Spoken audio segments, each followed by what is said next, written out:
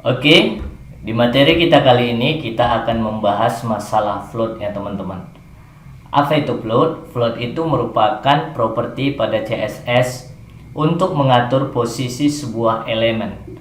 Sebuah elemen dapat dipaksa untuk berada di sebelah kiri atau kanan dari parents atau pembungkusnya dengan menggunakan properti float. Sebelumnya kita sudah pernah membahas box model. Jadi dia tidak bisa dipaksa ya untuk keluar dari boxnya, dari pembungkusnya, dari parentnya. Dia tetap berada di dalam parentnya. Berbeda dengan float. Nanti kita bisa paksa sebuah elemen keluar dari pembungkusnya. Float itu kalau kita tidak memberinya value, maka dia akan bervalue atau bernilai non. Apabila kita memberinya value, ada dua value yang akan kita gunakan di float ini, yaitu left dan right. Nah, seperti saya katakan tadi, bahwa sebelumnya di box model itu kita dapat katakan hanya normal flow ya. Dia tidak keluar dari parents-nya atau pembungkusnya. Berbeda dengan float tadi, dia bisa keluar dari pembungkusnya yang kita sebut dengan auto flow, keluar dari flow-nya. Oke, kita langsung praktekkan ya bagaimana penggunaan float ini. Saya sudah memiliki dua buah file. Yang pertama, saya beri nama flow1.html. Yang kedua merupakan file CSS-nya, saya beri nama style7css. Nah, di sini udah saya panggil file CSS-nya ya dengan menggunakan seperti biasa link rel style sheet dan href style7.css. Ini adalah nama file CSS-nya. Kemudian di body ini saya buat perintahnya ya sebagai contoh penggunaan float ini. Saya misalkan div class 1 ya, misalnya seperti itu. Kemudian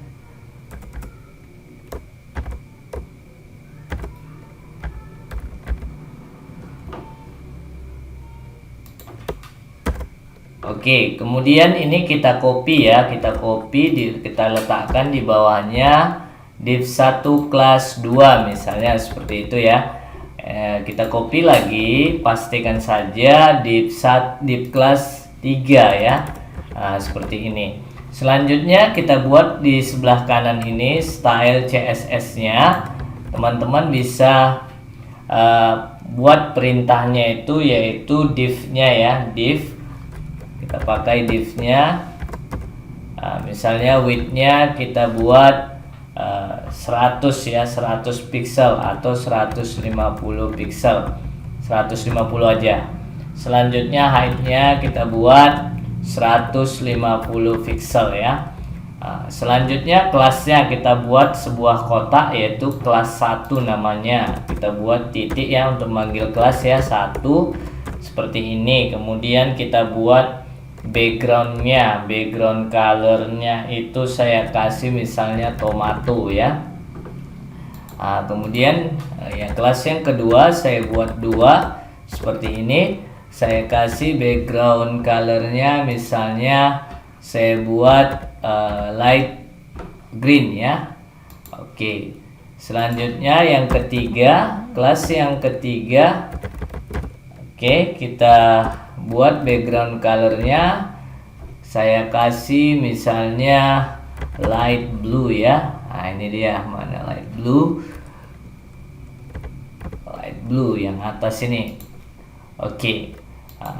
Kemudian saya Ctrl S aja. Coba kita lihat terlebih dahulu hasilnya. Klik kanan di file flow1.html ini, klik kanan open with live server. Kita tunggu proses. Maka akan tercipta 3 buah kotak. Yang pertama warna tomato, yang kedua light green, yang ketiga light blue ya, seperti ini. Dia berbentuk blok ya, ke bawah secara vertikal bukan horizontal. Nah, sekarang coba kita buat kotak yang kedua ini, yaitu kotak warna light green ini. Kita buat propertinya float. Ya, kita buat propertinya float dan kita buat left ya, float left ya. Apa yang terjadi nantinya? Coba kita lihat ya teman-teman. Kotak yang kedua itu kita buat dia float. Yang ini ya di CSS-nya saya buat di sini float. Float ya. Saya buat left ya. Karena value dari property float itu ada dua tadi, left dan right. Ya, kita buat seperti itu. Kemudian lihat hasilnya. Maka si kotak warna light blue tadi akan hilang. Sebenarnya dia tidak hilang. Kenapa tidak hilang? Karena dianggapnya bahwa light green ini sudah keluar dari pembungkusnya atau varensnya. Jadi seolah-olah ini sudah berada di luar dari varensnya. Sebenarnya light blue itu berada di bawah light green ini. Ya, kotak yang ketiga itu berada di bawah kotak yang kedua ini. Untuk membuktikannya, teman-teman bisa kasih margin pada light green ini ya. Saya kasih marginnya di kotak yang kedua ini, margin leftnya. Misalnya saya kasih 10 atau 20 pixel saja. Kita lihat hasilnya ya teman-teman. Maka dia akan bergeser. Kan betul kata saya tadi bahwa light blue itu berada di bawah light green. Kotak yang ketiga ini berada di bawah kotak yang kedua. Disebabkan karena kotak kedua sudah dikasih propertinya float, yaitu left, maka dia akan dianggap keluar dari pembungkusnya ya, seperti itu. Contoh saya kasih lagi dianya. Ini jadi floatnya right. Nanti dia bisa kemari yang kotak kedua ini, light green ini ya. Kita lihat, ini kita hapus saja margin leftnya. Kemudian floatnya ini saya kasih right ya teman-teman. Saya kasih right. Coba kita lihat hasilnya. Ctrl S, lihat. Dia akan ke kanan seperti itu ya teman-teman. Jadi itulah fungsi float. Jadi fungsi float ini banyak nanti kita gunakan dalam pembuatan tampilan atau desain sebuah web dengan menggunakan CSS ya.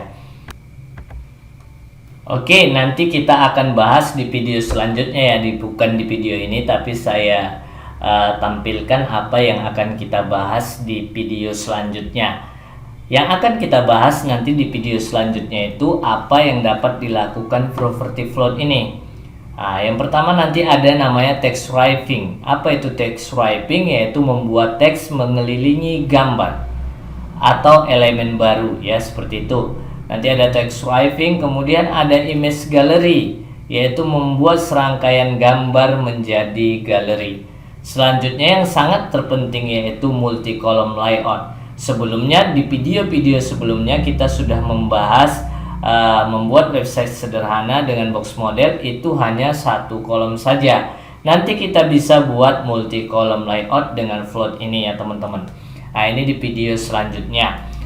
Terus ikuti ya video-video kami ya teman-teman, jangan ada yang ketinggalan biar seri-serinya tidak ketinggalan. Apabila ketinggalan bisa lihat di seri sebelumnya. Terima kasih, semoga tutorial ini bermanfaat. Assalamualaikum warahmatullahi wabarakatuh.